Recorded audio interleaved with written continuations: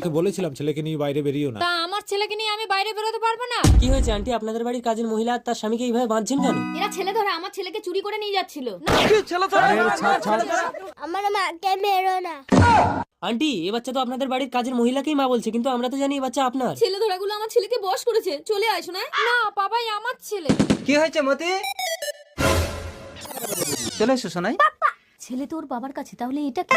মা আন্টি, আপনার ছেলে তো আপনার স্বামীর কাছে। আরে এদেরকে বেঁধে রেখেছো কেন মতি?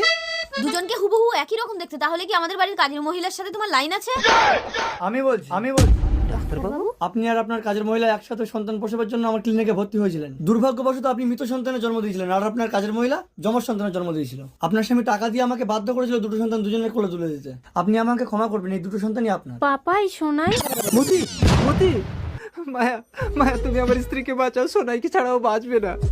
মালকিন, জন্ম দিলে শুধু মা হওয়া যায় না।